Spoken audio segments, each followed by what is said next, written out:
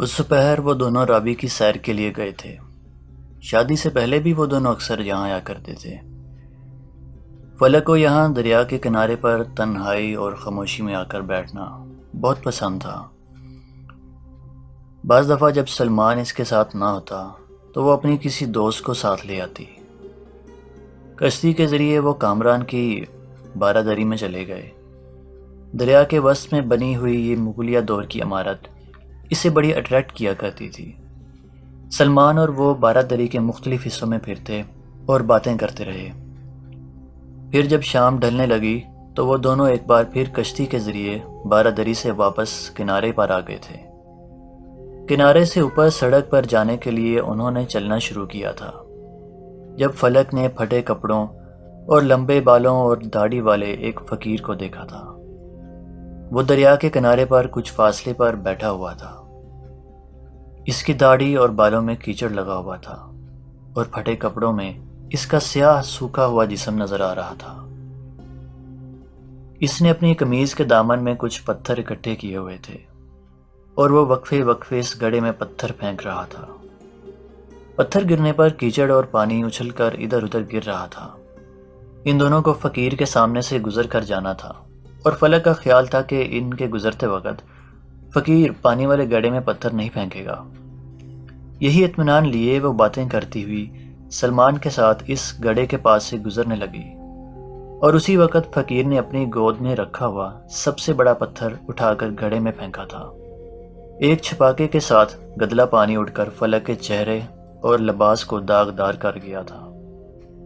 سلمان دوسری جانب تھا۔ اس کے کپڑوں پر بھی چھینٹے پڑے مگر ان کی تعداد زیادہ نہیں تھی۔ مگر فلک کے سفید لباس پر وہ کیچڑ بہت نمایاں ہو گیا تھا۔ یو ایڈیٹ، اندھے ہو تم؟ نظر نہیں آتا تمہیں کہ کوئی گزر رہا ہے؟ وہ غصے کے عالم میں چلائی تھی۔ میں واقعی اندھا ہوں، مجھے دنیا نظر نہیں آتی۔ وہ اس کی بات پر ایک لمحے کے لیے ساکت ہو گئی تھی۔ اپنے حلیے کے برعکس اس فقیر کی آنکھوں اور آواز میں بہت سکون، بہت ٹھہراؤ تھا۔ اس کا لب و لہجہ بہت شائستہ تھا۔ وہ ان پڑھ نہیں لگتا تھا۔ اگر اندھے ہو تو یہاں بیٹھ کر لوگوں کو گندا کیوں کر رہے ہو؟ جاؤ کہیں اور جا کر بیٹھو یا اپنے ہاتھوں پر قابو رکھو۔ اس کا غصہ پھر اود کر آیا۔ اس نے ٹیشو نکال کر چہرے سے کیچڑ صاف کرنا شروع کیا تھا۔ بی بی، تو گندگی سے کیوں ڈرتی ہے؟ تجھے کیا لگتا ہے یہ کیچڑ تجھے کسی کی نظر سے اوجھل کر دے گا؟ تجھے لگتا ہے نا اتنا سا کیچڑ اس شخص کی محبت کو ختم کر دے گا؟ اس بار اس نے عجیب سے لہجے میں سلمان کی طرف ہاتھ سے اشارہ کیا تھا۔ اس شخص کی پرواہ نہ کر، اللہ کی پرواہ کر۔ اللہ کو کیچڑ اور گندگی سے غرض نہیں ہوتی۔ اس کی نظر میں جو ایک بار آ جاتا ہے ہمیشہ رہتا ہے، اور اس نظر کو کیچڑ کی پرواہ نہیں ہوتی۔ یہ دیکھو، دیکھو۔ وہ یکدم اٹھ کر کیچڑ کے اس گھڑے کے پاس آ کر بیٹھ گیا اور پھر اس نے کیچڑ نکال کر اپنے چہرے اور لباس پر ملنا شروع کر دیا۔ دیکھو، میں تو کیچڑ سے نہیں ڈرتا، میں تو گندگی سے خوف نہیں کھاتا۔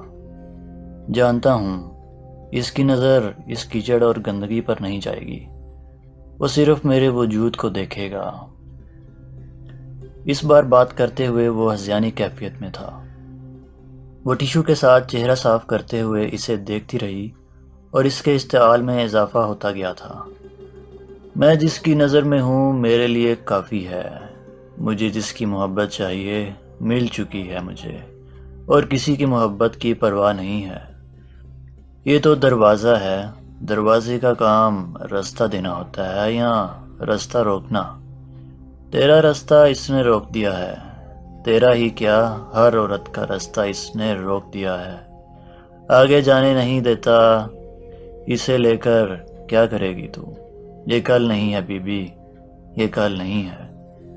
تو کل کی خواہش کیوں نہیں کرتی؟ وجود کی طلب کیوں ہے تجھے؟ ذات کی چاہ کیوں نہیں؟ اس کا ہاتھ ایک بار پھر سلمان کی طرف اٹھا ہوا تھا۔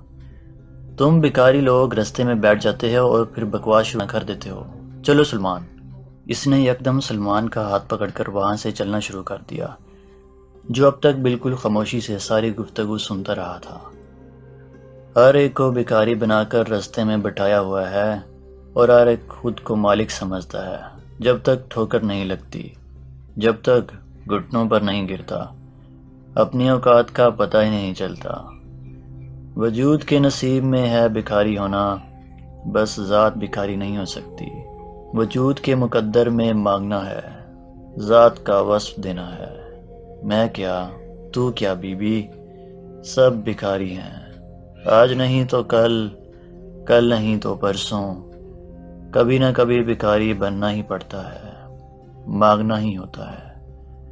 کوئی عشق مانگتا ہے، کوئی دنیا، اور جو یہ نہیں مانگتا وہ خواہش کا ختم ہو جانا مانگتا ہے۔ وہ فقیر بلند آواز میں بڑبڑاتا جا رہا تھا۔ اوپر سڑک کی طرف جاتے ہوئے بھی اس کی بڑبڑاہٹ اس کے کانوں میں آ رہی تھی اور اس کے اشتعال میں اضافہ ہو رہا تھا۔ تم بھی عجیب ہو سلمان، تم سے اتنا نہیں ہوا کہ اسے جھڑک ہی دو؟ وہ کس طرح مجھ سے بات کر رہا تھا، مگر تم بالکل چپ کھڑے رہے۔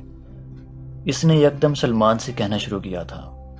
میں کیا کہتا اسے، وہ کوئی پاگل تھا، اس سے بحث کر کے مجھے کیا ملتا؟ تم نے بھی تو بحث کی ہے، کیا فائدہ ہوا؟ بہتر تھا تم بات بڑھاتی نہ اور خاموشی سے نظر انداز کر کے وہاں سے آ جاتی، سلمان نے اسے کہا تھا۔ وہ اس کی بات پر کچھ اور بڑک اٹھی۔ اسے نظر انداز کر کے آ جاتی تاکہ وہ کسی اور کے ساتھ بھی یہی کچھ کرتا؟ پاگل نہیں تھا وہ، ڈھونگی تھا۔ دیکھا نہیں کس طرح کی باتیں کر رہا تھا؟ کیا باتوں سے اس کے پاگل پن کا پتہ چلتا ہے؟ نئے نئے طریقے اپنائے ہوئے ہیں ان لوگوں نے بھیک مانگنے کے، ہر جگہ بیٹھ جاتے ہیں، اور تمہارے جیسے لوگوں کی وجہ سے ہی ان کا حوصلہ اتنا بڑھ جاتا ہے۔ میرا تو دل چاہ رہا تھا میں وہیں پتھر اٹھا کر اس کے سر پر ماروں، اسے پتہ تو چلے، اندھا ہے وہ الو کا پٹھا۔ اس کا غصہ بڑھتا ہی جا رہا تھا۔ کول ڈاؤن یار، اب اتنا زیادہ غصہ کرنے کا کیا فائدہ ہے؟ جو ہو گیا سو گیا، اب ان باتوں کو دہرانے کا کیا فائدہ؟ گھر چل رہے ہیں، تم کپڑے بدل لینا، بلکہ نہا لینا، یہ کیچڑ ختم ہو جائے گی، تم خواہ مخواہ اس بات کو سر پر ہی سوار کر رہی ہو۔ سلمان نے اسے سمجھانے کی کوشش کی تھی۔ خیر، میں کسی بھی بات کو خواہ مخواہ سر پر سوار نہیں کیا کرتی، جو بات ٹھیک تھی میں نے وہی کہی ہے۔ آئندہ کم سے کم کسی دوسرے کے ساتھ ایسا کرتے ہوئے 10 بار تو سوچے گا۔ اس کا غصہ ابھی بھی کم نہیں ہوا تھا، مگر اس نے مزید کوئی بات نہیں کی تھی۔ سلمان نے بھی اس کے خاموش ہونے پر خدا کا شکر ادا کیا تھا۔ گھر پہنچنے تک اس کے ذہن سے یہ بات نکل چکی تھی۔